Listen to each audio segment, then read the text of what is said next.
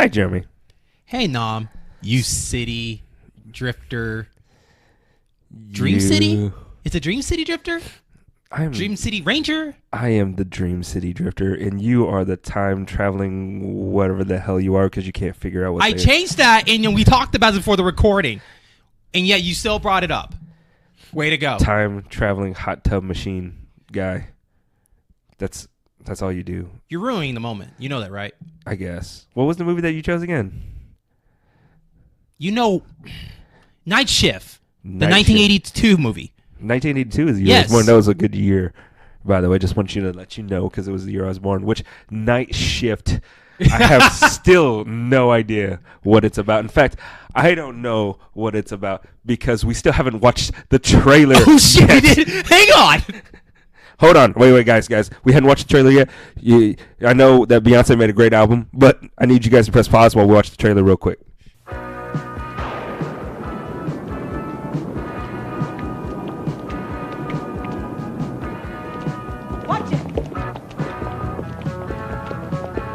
Chuck Lumley works nights.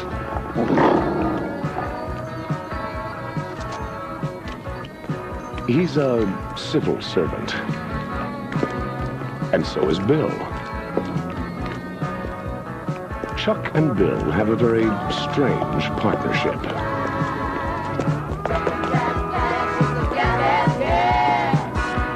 They also have a happy staff.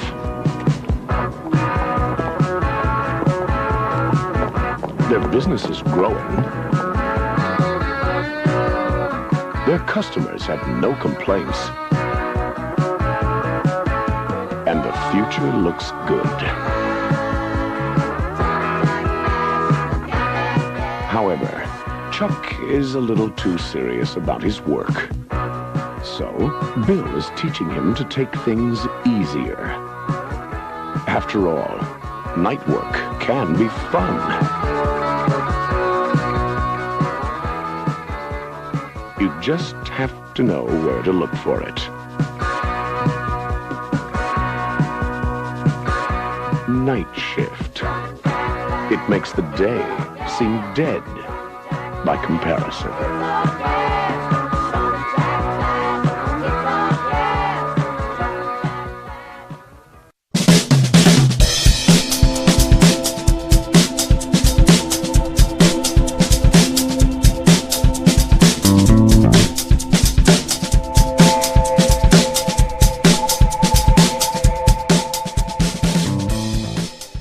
And I still have no idea what the fuck Night Shift was about.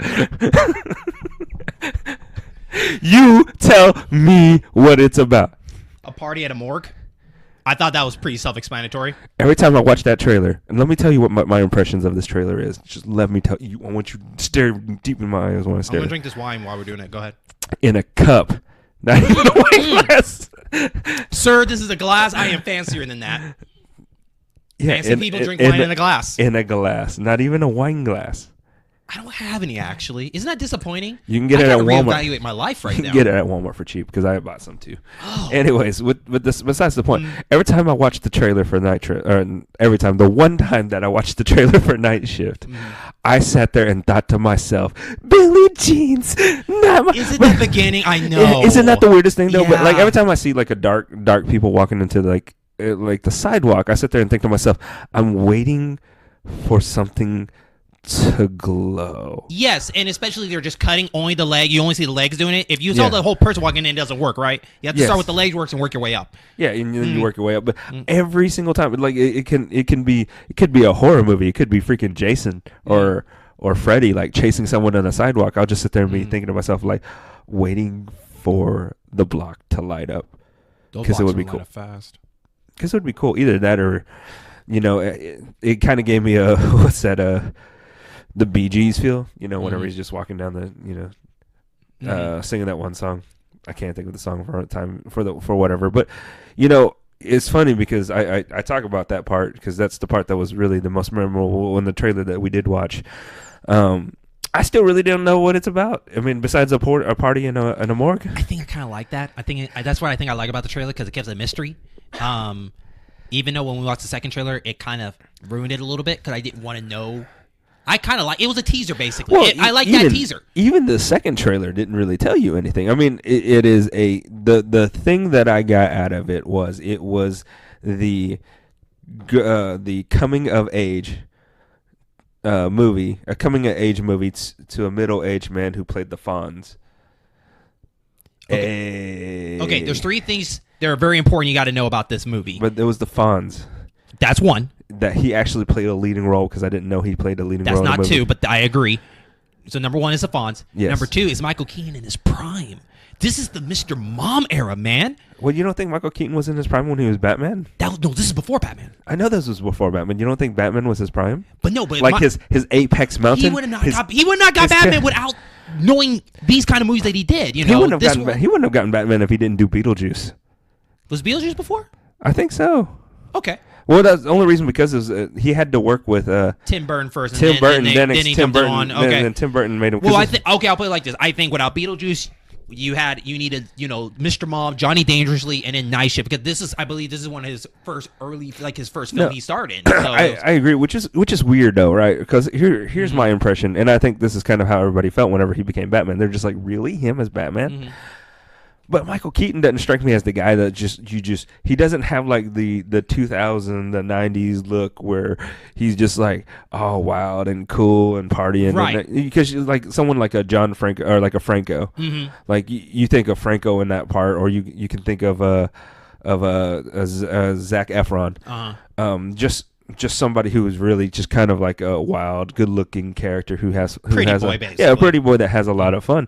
Then you see Michael Keaton, you're just like, he can act the part. That's without a doubt. But I just don't see him. The look itself just kind of weirds me out. I don't know why. And then the third one is I kind of have a little secret crush on Shelley Long. I think she's just super cute for some reason. The Brady mom from Cheers, and then on The Money Pit with Tom Hanks.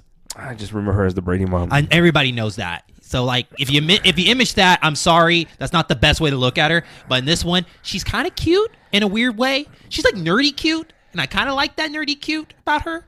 Like, I watched Cheers, and so I kind of got to know the actress Shelley Long a little longer. Yeah, and she's there's parts she could be really cute, and there's some parts she's not. But I have a little secret crush as her. Okay. As one of my 80 chicks. No, I get where she's you're going in my top. I put her in my top 5. Like Zooey Deschanel, kind of like cute, like not really like. Yeah, that's a don't get what she's a very pretty person, but just like a very kind of cutesy. Yeah, that's a good way to put it. Yeah, I see where you're coming from. Yeah. That's the third one's personally mine, but I picked Night Shift because I wanted to see what Michael Keaton was like in his earlier primes. I never watched a lot of his older stuff in his build. Yeah, and then this is probably the Winkler's first movie I ever seen him in back in that time. Ever. Yeah, I'm glad you saved yourself back in that time. I was like, Waterboy.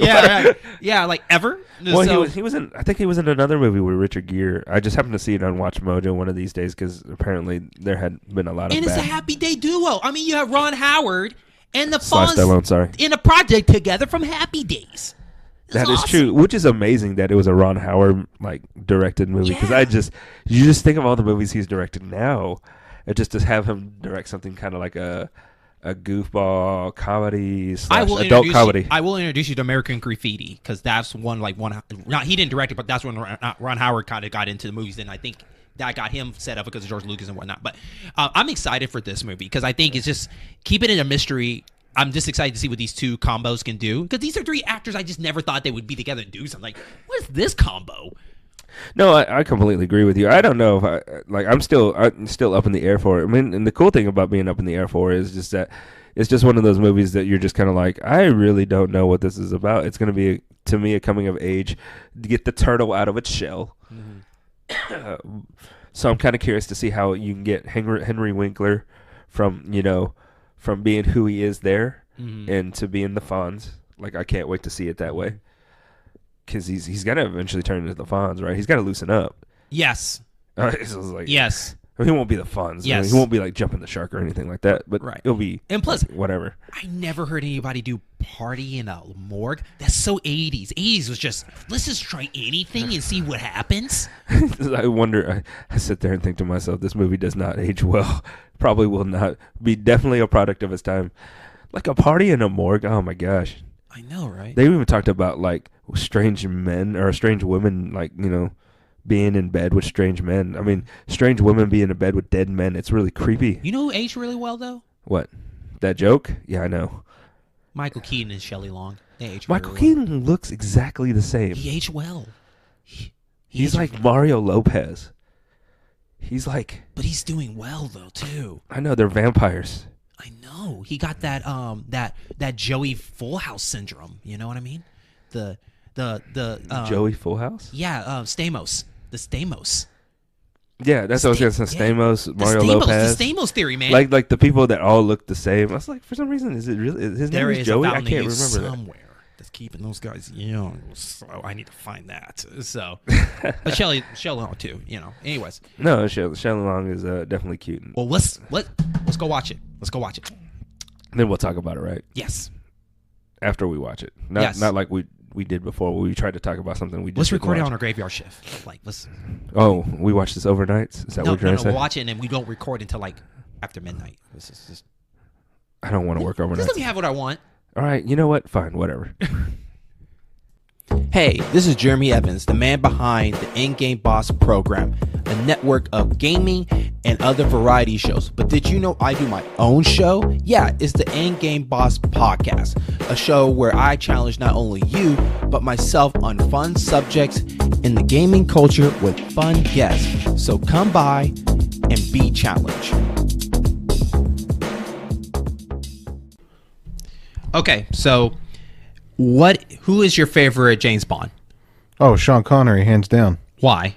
Because he was the first. He was the best. He's the foundation for all the James Bonds. Well, don't you believe can be like better Bonds that can improve off of Sean Connery? It doesn't mean like he's the best. Like Pierce Brosnan, I think, is like the most well-balanced one. I think he's the jack of all trades.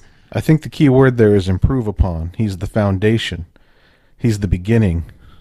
Do you think? Well, then what do you think about Roger Moore then?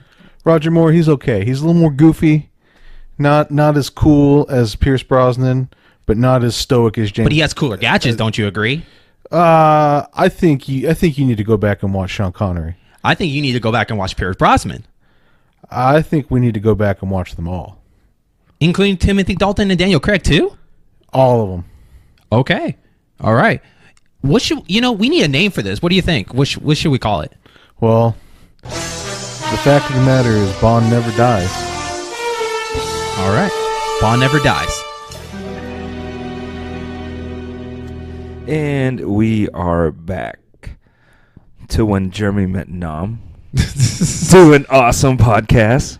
Yes. Yes, and we just got finished watching the 1982 film Night Shift starring Henry Winkler and Michael Keaton, Jeremy's 80s pick. Yes. Jeremy's 80s pick. So, what are your impressions?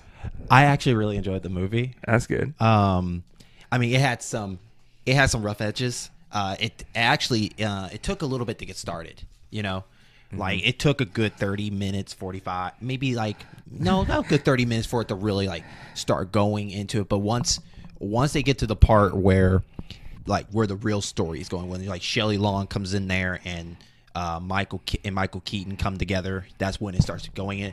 But that's probably one of the weakest parts because since it took so long, it took a little bit to kind of get started and everything like that. Yeah, and I would agree with you. I think they were building Henry Winkler's character Chuck. They were trying to build how mundane, boring, how easygoing, or not easygoing, how uptight of a guy that he was, and I think they did that maybe about 20 minutes too long. Mm-hmm. I mean, I think we kind of got the gist of who he was as a person within the first 30 minutes of the movie. Right, there was too much extra things that were kind of interfering. Like we understand, him and his girl, his fiance in the movie, they were not really clashing very well, and one of the scenes was when they were trying to be in bed together and it didn't work out. But then they decided to do that scene again in another way. Yeah. And so the problem is, it's they keep doing some of the same scenes over again that was so unnecessary, and they could have just cut down. We get it. They're not getting along. Let's move on. Yeah, I would definitely say that pacing-wise, that was definitely the second time that they finally get in bed and they start trying to to have sex, and then she sees the little cookies off to the side and she eats them. I was Or like, I guess she has an obsession about losing weight, Right. and that everybody in the group is And that also includes trying him. to say she's ugly. That also includes him every time he goes into his night shift job. Yeah. Like it was too many times before Michael Keaton then finally click and get it going. That took a little bit too long. Yeah. I thought too, just building up with Michael Keaton's character too as well. I was like, I think he's one of those guys. In this particular movie, I found him really annoying. He was an oddball. He was an oddball. Like, and for whatever reason or another, I can't pinpoint, because I feel like there was another person that's portrayed him in a movie, or a character like him in a movie, and for the life of me, I can't remember where it is. But I feel that,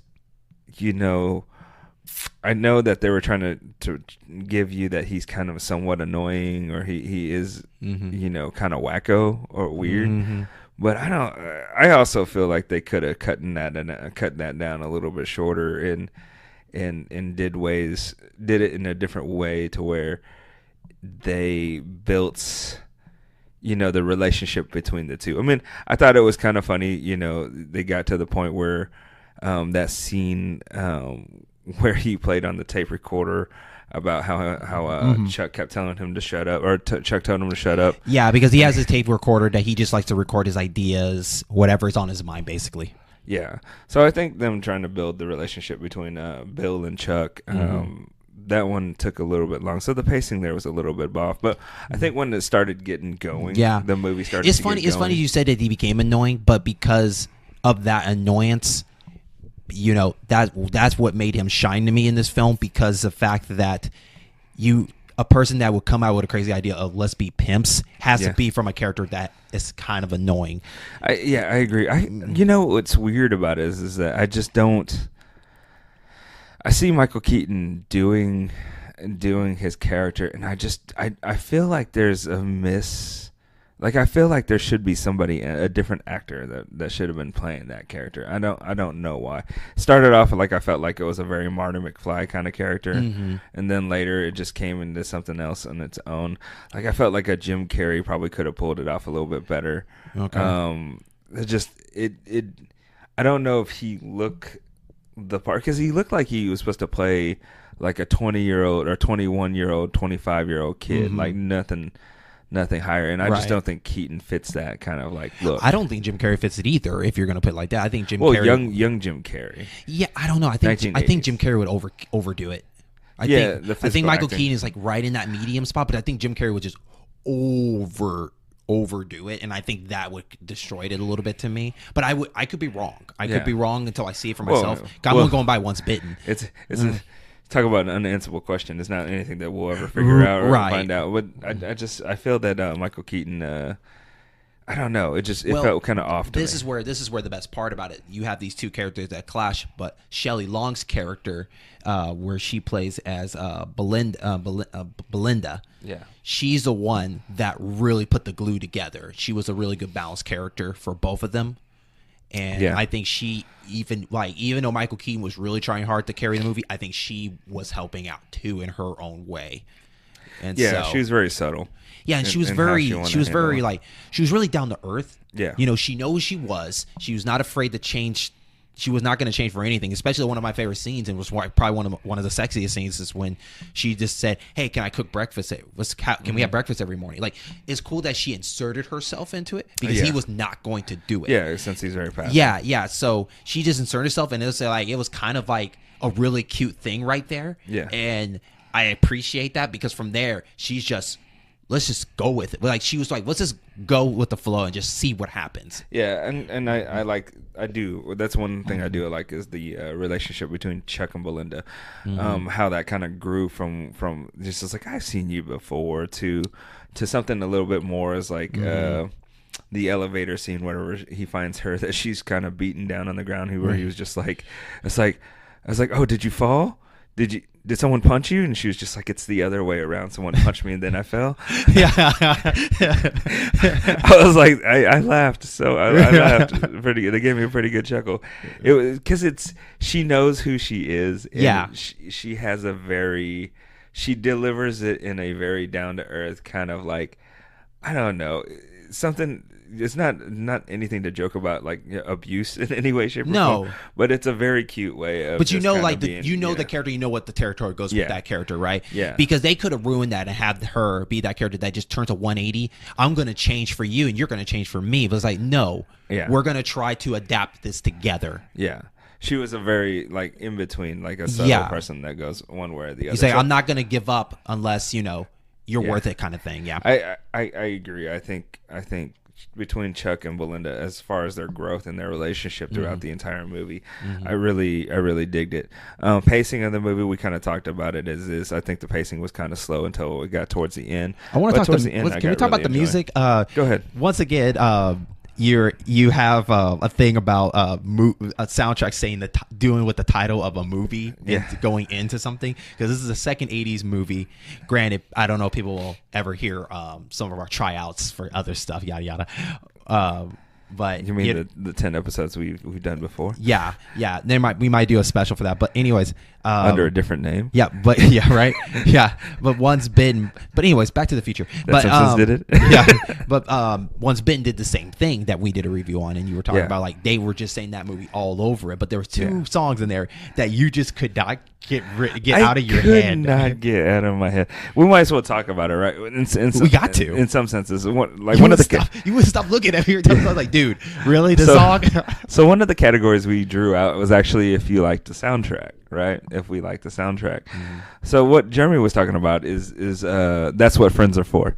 Like, that was the love theme for Chuck and Belinda, and I could not, for the life of me, just sat there. I just, in my mind, I have Stevie Wonder just singing in my head.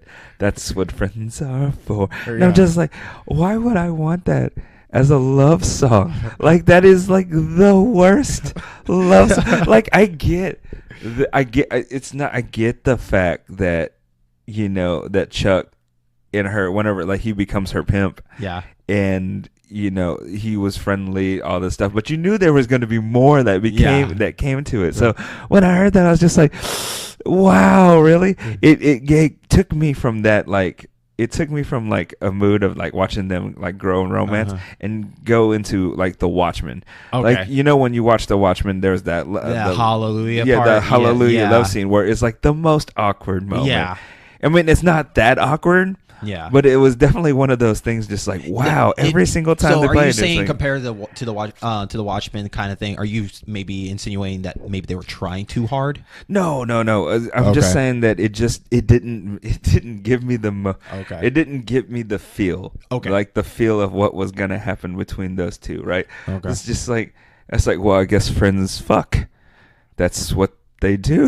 Right. But they fall in love, which is good. And I hear that when you fall in love with someone, you're just like, I fall in love with my best friend. Yeah.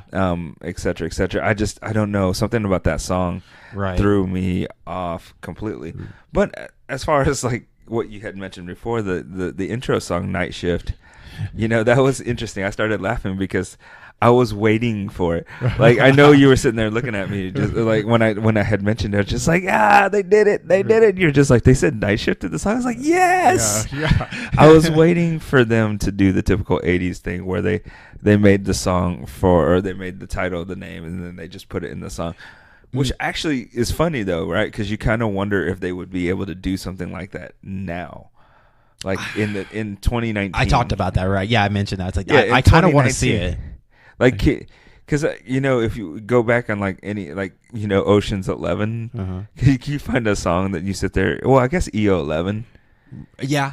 EO 11 almost is like that, but you wouldn't be able to say Ocean's 11. You could do that with Transformers. How come they didn't like do a remix or a song to Transformers Robots in Disguise? Like they could have done something. I don't know. It just gives that goofiness because it was from the 80s, so it'd be cool if they did it that way. But I guess they do it with Fast and the Furious. I do want to say I did like the way how they were pimps, Mr. Chuck and Bill, how they were pimps, but they were trying to turn things around. Like, let's turn these hoes into something else. Well, and let's make them some money instead of. Well, they were basically trying to be brokers or managers, where they took care of them in a sense of they were like, hey, so let's let's give them 10%, but we'll invest the money that they gain for us so that we can get something taken care of. But as far as the soundtrack's concerned, man, how do you feel about the soundtrack? I think I'm a sucker for these songs, for 80s soundtracks.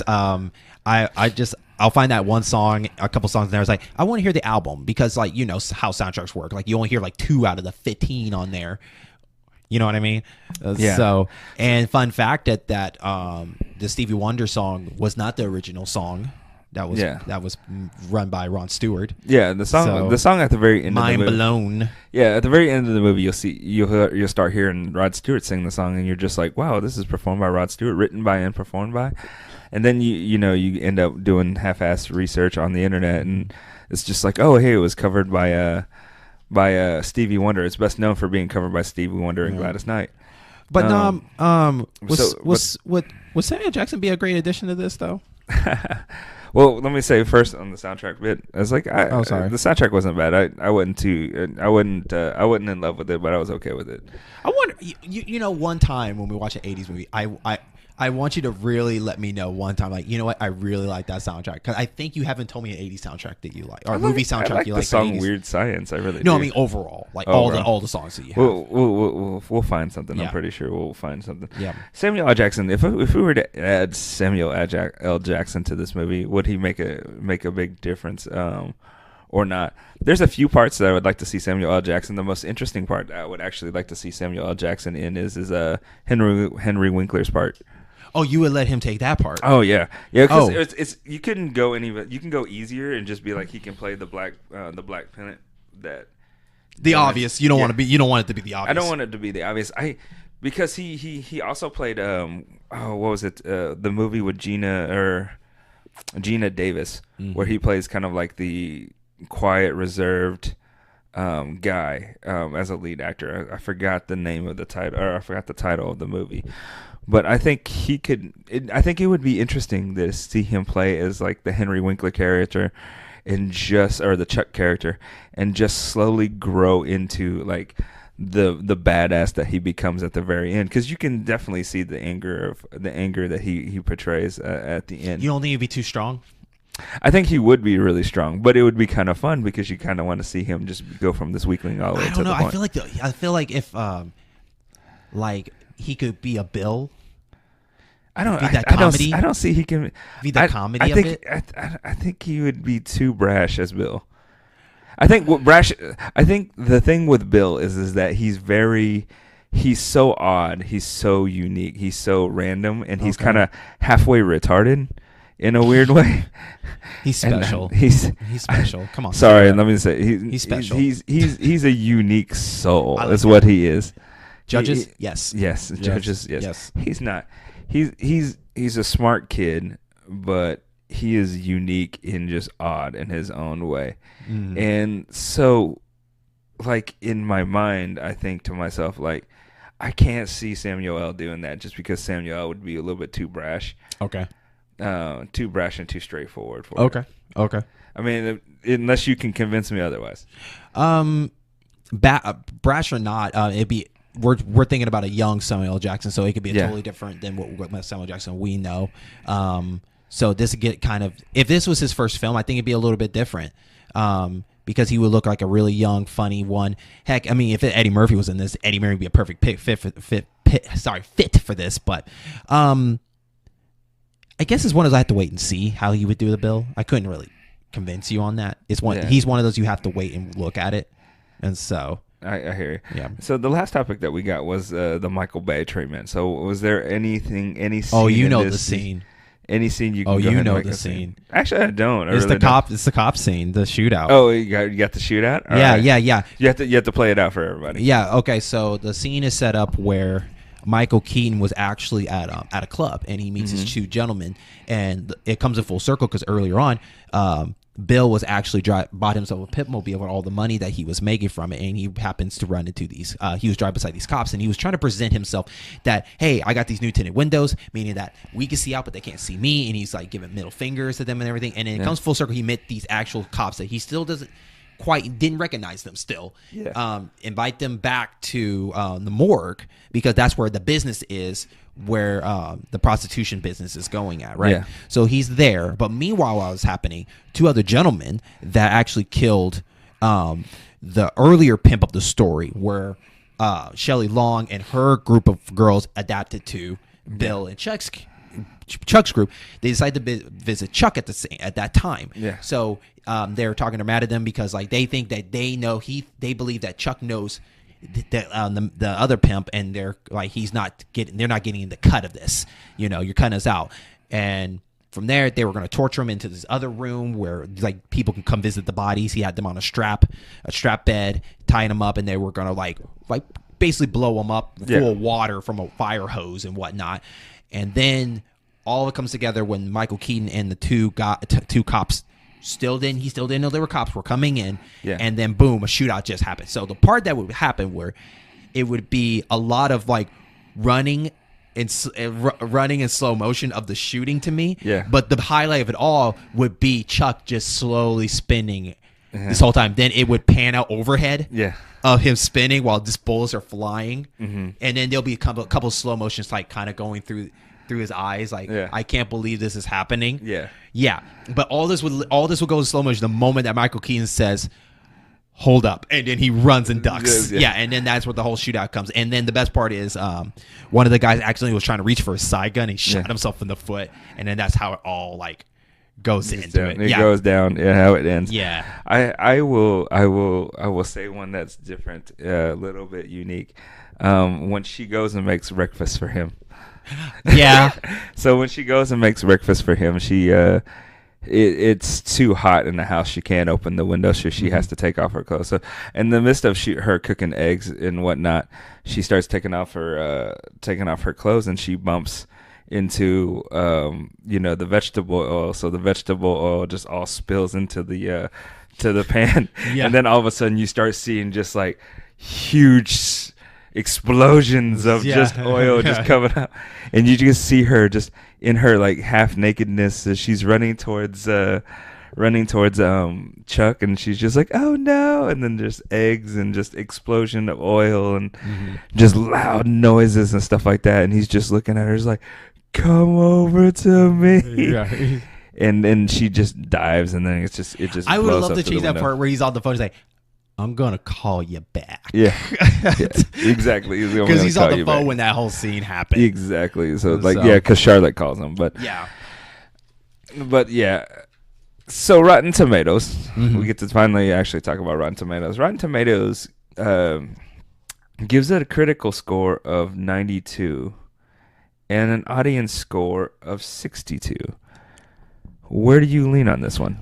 Both of them are really good choices. No, seriously. It is that straight down the line. You really enjoy it, or you didn't really enjoy it as much as you want. Well, I mean, I think 62 is, they still liked it, but it was okay. Yeah. Right? I honestly think I know where you're going at, but you know what? No, I'm going to put a spin on it. I'm actually going to go with 92 on this. I actually really enjoyed this movie for what it is. I like the risk taking. That was the idea of it. I haven't seen a movie with an idea like that, but I completely understand. Yeah.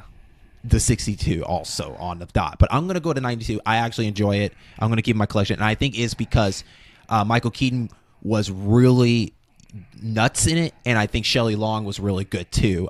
Chuck was good, but Michael Keaton and Shelley Long to me really carry me through that movie, and I enjoyed their company through that whole movie. I can see where you definitely go with that. I'm going to go with 62. Yeah, of course, I know you are. I'm going to go with the audience score on this one. I know you are. The thing that killed me the most is the pacing, just like the slow pacing. I completely understand. The slow pacing at the very beginning. It's hard to give it something. That's why I'll be skipping 2 chapters and going from there. Yeah, exactly. It's hard to give it because I mean I know there are other movies that we'll end up talking about. I'm sure that we'll have a higher rating that we go with, and generally just when you watch a movie like that, you can just watch it from start to finish and not feel like you skipped a beat. You know what I mean? Yeah. Like you could walk away or you can do anything. So I felt there was parts in this movie that I know if I ever came into, I would just kind of just sit there and still keep watching. But there's a lot of parts in this movie where if I had just came into it, it would bore me to death, and I'd probably go somewhere else. But I think Shelley Long, I think I think she was the one that won the movie for me. Mm-hmm. But I liked the movie, so I'll give it a 62. I didn't like the movie, but I did enjoy it, just not like a 92 level. Yeah. No, I completely understand because of, to tell you the truth, let me ask you this now. If the critic score was at an 80, would you consider it an 80? I'd still probably stick with the 62. Okay. Like Michael Keaton's performance was he did really well with what he did. I still felt somebody else probably could have did that role a little bit better. Okay. And yet he was kind of annoying to me. And that's the tough part about it, because while you were talking the whole time, I couldn't think of anyone on the fly, like who right now in that hot seat that can take over that spot right now. Because this is 82. If this was later on, like 89, I can give you a list, but I can't think of 82. Yeah, it's weird because if you were to do a remake of this, Henry Winkler would be Steve Carell, all the way. Yes, Steve Carell, all the way. And I feel that Michael Keaton's character could either be like an Ashton Kutcher kind of guy, or Zach Galifianakis. I don't know why. Okay. Like I feel Zach Galifianakis could do it. He really? has that kind of a weird. He can go over the top weird. Okay. But I definitely see Steve Carell as Henry Winkler's character. I don't. Okay. That's just me. Okay. I have no idea who would play Shelley Long. Shelley Long probably. Okay. But or Ed Helms can probably play Henry Winkler's character Chuck. I would have loved if they did a remake. I actually, surprisingly enough, I think two black characters would be great, like a Kevin Hart combo with something.